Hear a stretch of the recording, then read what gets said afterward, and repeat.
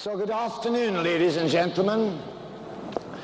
It's a great pleasure to be back down on this floor and not up there. Some years ago, two competitors were talking and one said, "It's a great pity that Bill Irvine is up there and not down here judging." And the other competitor said to him, "I'd rather he was up there." Now, ladies and gentlemen, unfortunately, late yesterday afternoon, Bobby had some sort of eye infection. It's called conjunctivitis. And she was fortunate she was able to get an appointment specialist this morning, but she sends her apologies. She's going to be unable to be with us this morning.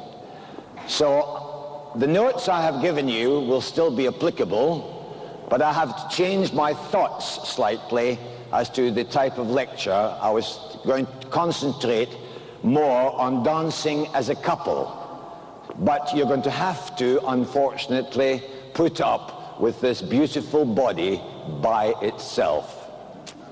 Now, thank you. Now, over the years, ladies and gentlemen, I've had the pleasure and the honor of teaching some of the finest dancers in the world.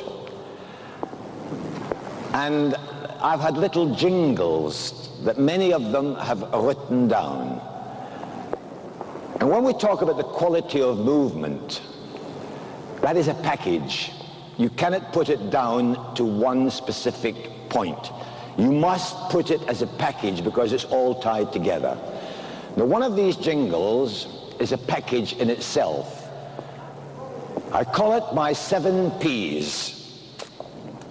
This is where some of our foreign people will have difficulty in understanding this. My 7 Ps are practice and perseverance of postural principles, promises physical perfection. Now, I will repeat that. Practice and perseverance of postural principles promises physical perfection. Now, what is meant by those 7 Ps? How to put your body in the prepared position to move and to dance. Now, what are the first things I think of in achieving this postural principle? Number one, when I take my position to myself, I think, take my stomach to my back and take my back to my stomach. Take my stomach to my back and my back to my stomach. So I am now trying to put my body in a postural position that is lined up. Because if you're not balanced, you will never have the control to move easily and efficiently over the floor. Now, when I have achieved this stomach to back and back to stomach, I have then got to think of creating a poised line to the floor. Now, how do I achieve that? I think of taking my arms outwards from the side of my body. And as I am taking my arms outwards from the side of my body, I feel that my arms are connected to my back. I feel that my arms and my back become a unit.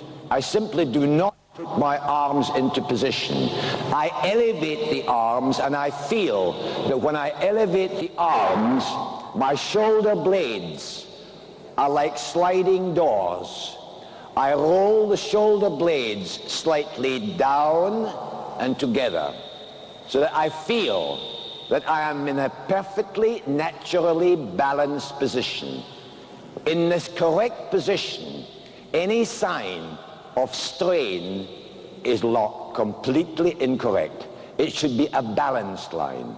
Now, once I have achieved the arms in this beautiful position, from the back, if you look at the head, the elbows, and the coccyx, the tip of your spine, you should actually be able to see the perfect shape of a diamond. You should see the shape of a diamond in your back. Now, how I then think of going a little bit further, I then try to feel that my spine is lengthened downwards. Now, if you think of those words, the spine is lengthened downwards. Now, people say you stand up. If you stand up, you get stiff. I never stand up. I only think of standing down. I put my weight down. Now, for example, if I give you another example, I haven't got a hook on the top of my head pulling my head up. So the only way I can make my spine long is by putting it down. I lengthen the spine from top to bottom down to the floor, not up to the ceiling. So my weight is going down. Now, when I get the weight, and this I feel is very important for a good fundamental principle in dancing, when I let the weight travel down my body, it's first of all, it's got to be balanced through the hips. It is balanced through the hips before it is balanced in my knees. And from my knees, it goes through my feet. And after it goes through my feet, it goes onto the floor. The weight goes through your body onto the floor. So weight is lowered through your hips, through your knees, through your ankles, into your feet, onto the floor. Now, I'm going to talk about something which I have never discussed in a lecture before. But I think, as I'm doing this lecture on my own, it may give you food for thought as where this weight is going. Why so often are you unable, when you take a dance position, why are you unable and so often to be able to show a position like the third step of a reverse turn and be perfectly balanced? Why, when you close your feet in a waltz, are you always sometimes going too much forward or putting your heels down too quickly? Why are you not able to control the balance? Now, many years ago, I was traveling in a plane with Richard Gleave. We were coming from America, and he had bought a book of which he loaned me just to read on the plane. This book was called The Thinking Body, and I became fascinated with this book, and I bought one.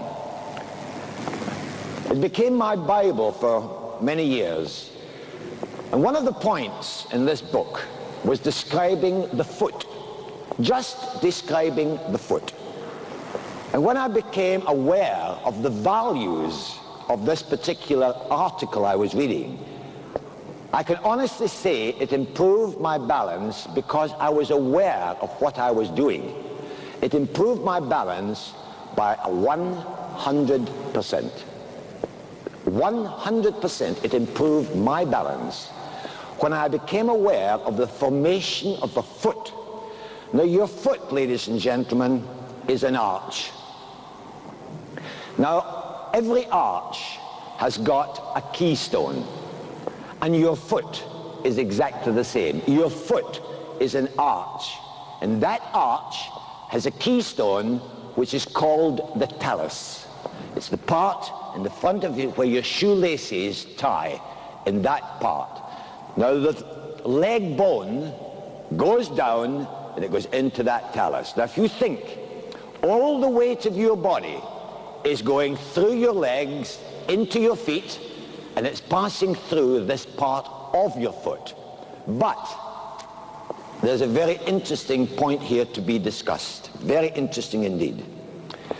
This talus, like any keystone, if you look at the tendons, if you take your shoe off and you curl your toes up or curl your toes down, you will see that the tendons begin right at the point of your big toe. It is then transferred through the front of your foot, and it's connected to the muscles in the front of your legs. You have another one which goes under your foot, and that can go through to the muscles of your back of your leg. You cannot see that. But the important part is that those tendons are not attached to this particular bone that is called the talus. It has got no ligamenture attachment. Now, because it has no ligamenture attachment, you've got to be able to feel that you can use the tendons and your toes. Now, for example, why is it so difficult sometimes when you see someone doing a reverse wave and they put their heels down? Because they're not able to control their feet. A girl who takes too big a step, she immediately puts the heel down because she cannot control it, because she's gone beyond the point of no return where the toes and the tendons into the toes can be used. Now, for example, if I had to dance a feather step, when I get to the point here, in the third step of a feather, I feel that I am able to grip the floor with the tendons, because if I take the foot outside, I've landed behind the foot, the front part of the foot. Because this talus has got no muscular attachment, I cannot control the lowering of my heel. Look at a beginner when he does a lock step. Now he takes the next step forward. I have landed almost on the ball of my foot. Because there is no attachment from the toes to the muscles, my heel must go down without control. If you dance a reverse wave and take a long step back, your heel has got to go down. You've got to understand why it's got to go down, because you have landed on the part of the foot that cannot support the weight of your body. Now, for example, if I take the same reverse wave and I take it, now I feel the toes. I feel the toes have got enough foot pressure to balance. Now, when I lower, the front part of your leg, excuse me, is moving forward slowly. As the shin bone moves forward slowly, you can see that the left heel will lower at the speed I want it to lower. And that's important. It gives me the control necessary. You can see the timing of the lowering of the heel, because the weight... Get a glass of water there. That's caused by smoking. I'm making no excuses. You started a new cigar there when you started coughing. It reminded me. It's your bloody cigar that's causing it. It's your bloody cigar that's causing it. Now, if I take another example, that when I close my feet in a waltz, lovely thought to close your feet in the waltz. Now, when I lower, again, the shin bone is moving forward. The weight is towards the toes, never behind the tendons of the front of the foot, never. I can lower the heel exactly at the speed I want to. Exactly at the speed I want to. Now, the degree of pressure is determined by me.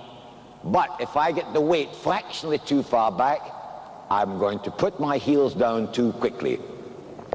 Now, through the understanding of this foot, it's got a shape. I can give you another example.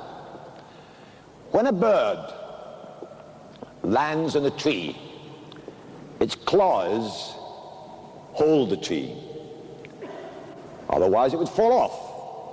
Now, we do not curl our toes to hold the floor, but you do in actual fact take the toes and press them slightly down. That will activate the tendons at the front of your foot, which then goes through your legs to give you the balance you are required. For example, when a girl is moving backwards, how often have we got to say to them, please increase your foot pressure to the front of your foot, so as you move back, you can feel the triangular base where I have got weight in the front foot and in the back foot. Now, when I lower the back heel slowly, I can do it almost as in technique, that the heel of the standing foot will lower almost when the moving foot is next to it or almost next to it. I'll do that slowly in a moment and show it them after. Now, When I talk about quality, quality comes from control of moving the weight efficiently from foot to foot. Now, there are three main types of control. You've got timing control, you've got balance control, and you have got muscular control. Now, if you lose one, you lose all three. Lose one, you lose all three. If I dance a waltz and my weight drops back, my balance control is gone, I'm too quick going down, so my timing control's gone. I cannot use the muscles of my leg, so the muscular control is gone. So you must think of those three controls: balance control, timing control, muscular control. They're all mutually related. They're mutually related completely to each other. Now, I'm going to move on to what I think is one of my pet subjects. I've discussed the transference of the weight going through the body, through the hips, through the legs, through the feet, and onto the floor. Now we're going to talk about moving. What do we do? What am I doing now to move? Now, depending on the magnitude of force, the magnitude of force that I apply to the floor will give me the speed I want.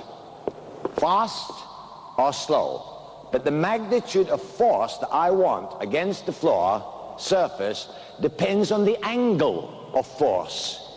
The angle of force. Now, for example, if I take the first step of a foxtrot, I feel that the angle of force is coming from the toe of the back foot through my body onto the front foot. Now, when I have moved onto the front foot, I want to move forward again. Now, I give my pupils a little exercise. I tell them to simply swing the non-weight-bearing leg. Just let it swing. Then I ask them to go onto it. Now, to get onto that foot, I've got to press the toes against the floor to move me forward.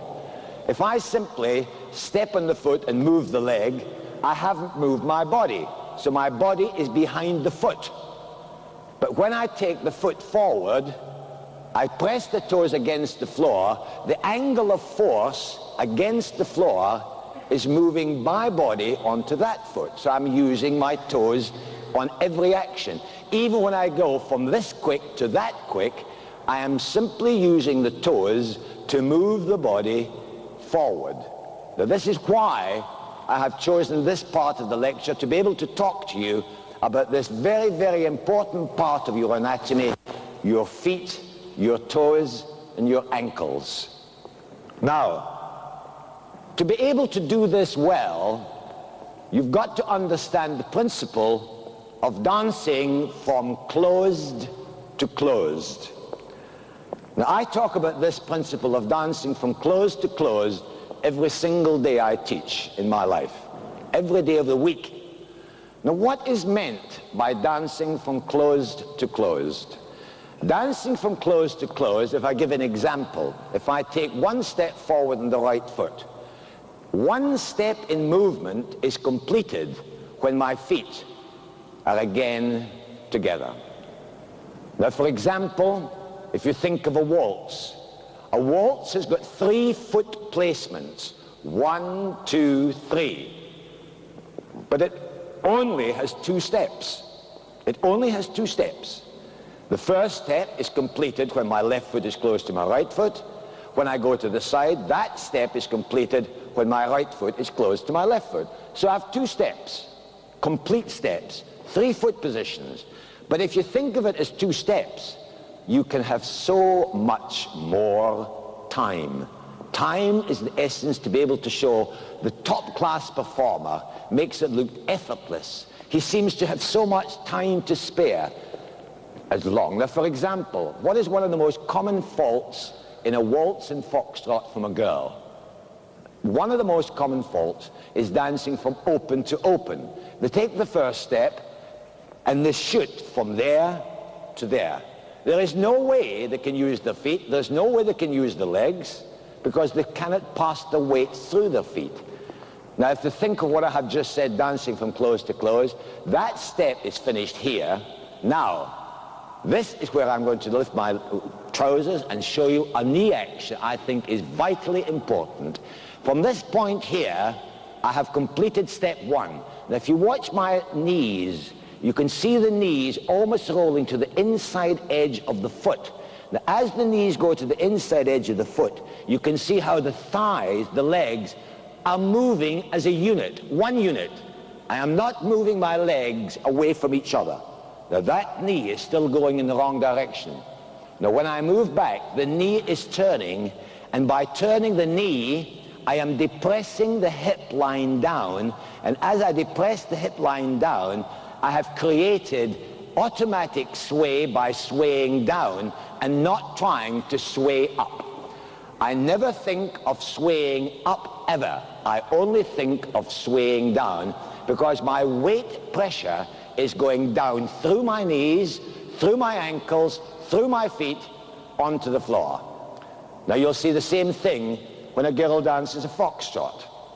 This was what Bobby was supposed to do this morning. You'll see her going back and shooting the leg back from open to open. Immediately, the body will drop. And when the body drops, that young lady is going to be heavy. Because if you move back in the foxtrot, you will see again, I move the right foot back with first the ball, then the toe, then the ball of the foot on the floor, releasing the front toe from the floor. I finish in a triangular base. I move the front foot back with the heel on the floor, slowly lowering the back heel. When my leg is under my body, I release it to let it go back. So the leg is released from the hinge joint, which is your knee. Your knee is a hinge joint. You allow your leg to swing from the knee exactly as a door swings from a hinge. Now, if I had to dance a few bars of foxtrot, I'm going to pick up another point which is very important if you think of the technique of most dances. The person who is moving backwards is in the inside of the turn. That person who is moving backwards has got what is referred to in technique as a no-foot rise. A no-foot rise, when the heel of the front foot is still connected to the floor. Now, after a no-foot rise, for example, if I had to dance a reverse turn in the waltz, when I have got commenced to rise at the end of 4, continue to rise in 5 with no foot rise, that heel is still in the floor. But after a no foot rise, most of the time I am rising. Out of a no foot rise, I am rising, but not in the foxtrot. Now, if you dance a feather or a feather finish, when you have arrived at a feather finish in this position here, taking the 6th step, I have got no foot rise in my right foot. I am now, after the no foot rise, I am lowering. I am not rising. So this point here of lowering from a no foot rise to a down is where the utmost control is vital for the control of the following figure, that I should be able to feel my triangular base. From the triangular base, I lower the heel slowly. I come towards my foot, it's passed under my body, and again, you will feel your triangular base under your feet. Now, I've been asked before, when I discussed the triangular base, what is meant by a triangular base? It is when the weight is distributed between the heel of the front foot, the ball of the back foot, or the toe of the back foot, and your pelvis. Now, what is minimum, what is maximum? It depends whether you're going up or whether you're going down. But I have a basis which I try to teach, that when I step forward, in that position, I should be able to go forward or backwards. You can make a test and take that step only a half an inch further forward, and I'm going to have difficulty going forward or backwards, because I cannot release my weight, because my weight is caught between my feet. And when your weight is caught between your feet, you can't use your body rhythmically and efficiently to move your weight from this one position to the other. Now, if you watch a few bars of foxtrot, you'll be able to see moving in forward or backward movements. I'm going to discuss another point, the same principle of close to close from a promenade position. Now, if I move this back from here, you will see exactly the timing of the foot. The timing of the foot to stop if I feel like it. To dance a three-step and stop if I feel like it. Where my feet never really leave the floor. My feet are always on the floor. This is my best friend. I caress it. I stroke it. I love it. I never scratch it. I never ever try to damage it. I want to caress it and feel the ease of movement from foot to foot. When you're dancing forward as a man, you have the same point. I move my right foot forward. When the left foot is under my body, I feel that my body is almost being pulled through from my right foot onto the left. Now in this position, I am trying to create a lovely picture from my toes right through to the top of my head. But in doing this, I feel I'm able also to do something which I see so many people today not paying nearly enough attention to the tracking of the legs. To see a three-step going through, and you see the beautiful tracking of the legs. To see a hover, and as you come out, to see your leg being placed under your body where you can project, but you still see your legs beautifully under your body. Instead of seeing something that's being thrown out from the back, or a foxtrot that's being thrown out with the toe finishing in line of dance, the parallel feet alignments, the parallel beautiful feet alignments, to see it coming a reverse turn, and you can see that the leg is completely under my body, instead of seeing the leg being moved leftwards. Now when the man's leg is moved leftwards, what's going to happen to the girl's right foot? It goes back and it moves rightwards as well, taking her completely out of balance instead of placing her delicately on her feet. Now if I take this position once again and talk about closed to closed from a promenade position, how many people have problems because they don't basically understand this principle? Now I'm going to say this slowly, because when the man that taught me this principle gave me this little expression, I asked him to repeat it 3 times, because the first time he said it, I didn't understand what he was talking about at all. But by the time he had said it 3 times, it started to sink in. When you take a promenade position, you're thinking of close to close, for example. I've taken the first step, for example, from a telemark. Now when I go through in the right foot, the right hip must reach the front part of my right foot before my left foot reaches my right foot. I'll say that again and I'll demonstrate it. The right hip must reach the front part of the right foot before the left foot reaches the right foot. Now if I do it incorrectly, you will see that action. Look at nearly every single chassis that is being danced, where the girl and the man, they go through, they're so fast through the leg that their weight is still sitting on that leg. They have not gone through the leg. This is still close to closed, that your body or your hip must reach the front part of that foot before that foot has reached it. I'm on the foot. I'm over the foot. Now that I'm over the foot, I can use the foot to come out of it. Now, just before I come to a conclusion of this, ladies and gentlemen, there are many problems in footwork today, but there is one fault that 98% of the girls are using this fault today. Most of the girls are in trouble because of the man. The judges will be looking for this particular, they won't have to look, it sticks out like a sore thumb. The amount of ladies dancing a chassis today and dancing toe heel on the left foot. Top class competitors, or so-called top class competitors. Now the 90% of this problem is caused by trying to move from an up to an up. When the girl's weight is on her left foot, she should be allowed to stand on the left foot with the weight on the left side of the body to be allowed to place the next step to the side and slightly back.